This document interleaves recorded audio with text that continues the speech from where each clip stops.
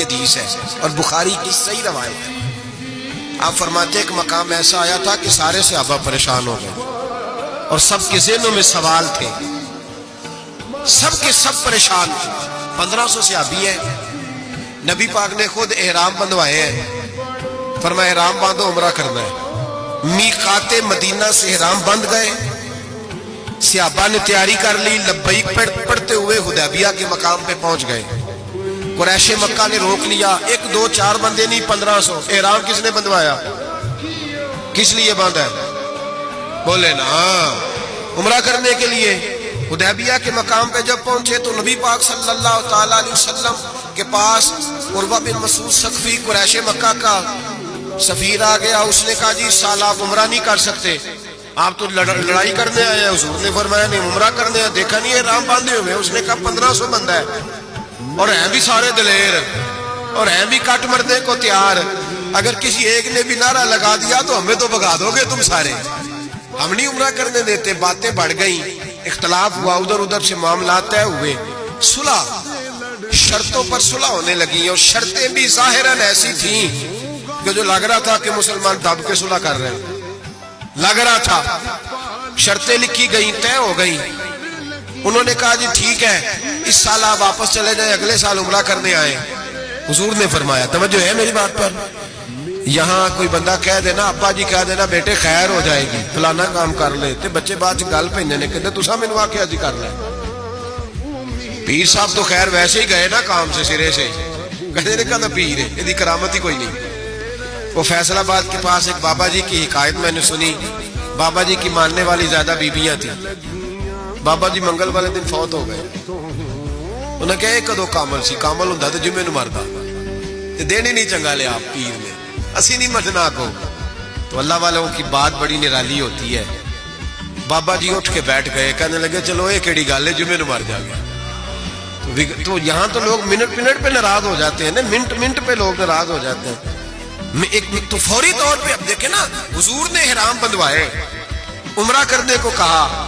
اب جب صلح طے ہو گئی تو حضور نے فرمایا چلو بھی ٹینٹ کرا دو, سارے کپڑے بدل لو, واپس جانا ہے. اب صحابہ کے ذہنوں میں سوال ہے کہ آپ نے کہا تھا چلو عمرہ کرنا ہے, اب حضور فرما رہے ہیں واپس جانا ہے, طواف کرنا. نہ طواف ہوا نہ صحیح ہوئی, ہمیں تو طواف کے لیے لایا, چلو واپس. 1500 آدمی بیٹھا ہے.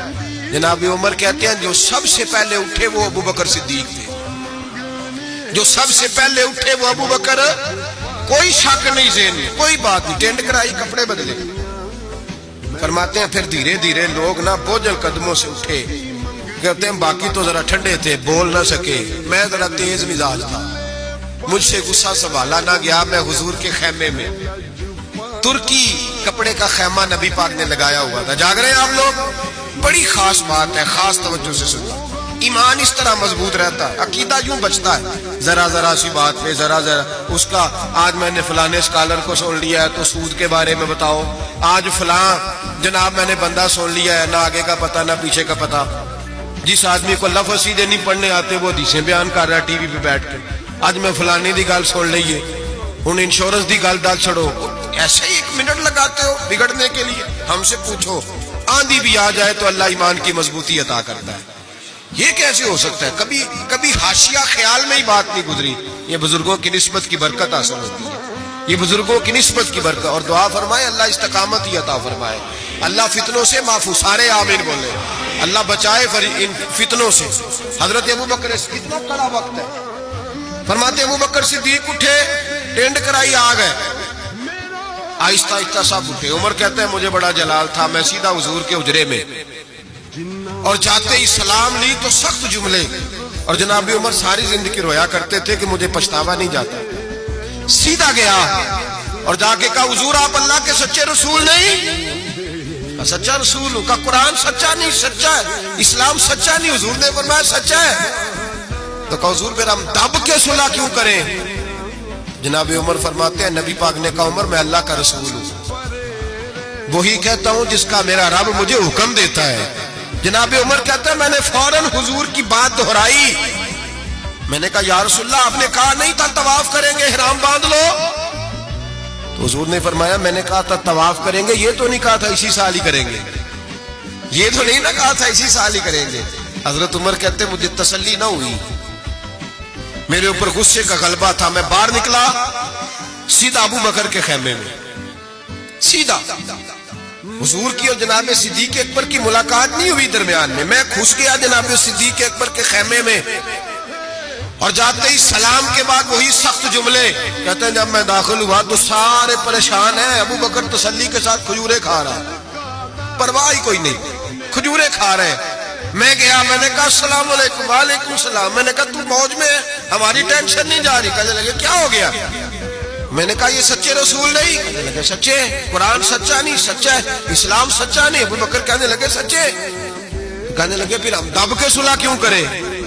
تو کہتے ہیں جناب ابو بکر صدیق کہنے لگے عمر چپ کر, تیری میری بات نہیں, وہ اللہ کے رسول ہے. وہی کہتے ہیں جس کا اللہ انہیں حکم ارشاد فرماتا ہے. فرماتے ہیں منوان وہی لفظ جو حضور نے بیان کیے. کہتے ہیں اب میں نے بھی فوراً کہا, میں نے کہا انہوں نے کہا نہیں تھا کعبے کا طواف کریں گے. تو کہتے ہیں حضرت ابو بکر صدیق غصے میں آ گئے, کہنے لگے تجھے تیری مار ہوئے, حضور نے کہا تھا کعبے کا طواف کریں گے, یہ تو نہیں نہ کہا تھا اسی سال ہی کریں گے. میرے رسول نے کہا تھا تو انشاءاللہ ہم طواف کریں گے, انشاءاللہ طواف کریں گے, لیکن یہ تھوڑی کہا تھا کہ اسی سال ہی کریں گے. جناب سیدنا عمر فرماتے ہیں میں خیمے سے نکل آیا, آ کے بیٹھا, وضو کیا, غصہ ٹھنڈا ہوا. تو میں نے کہا عمر یہ کیا بات ہوئی یار؟ وہی لفظ ابو بکر کہتے ہیں جو رسول پاک نے بیان فرمائے, وہی انداز جناب صدیق اکبر کا ہے جو نبی پاک کا ہے. فرماتے ہیں پھر میری آنکھوں میں آنسو آئے, اور میں نے کہا عمر تو نے ایمان میں کیا آگے گزر, تو نے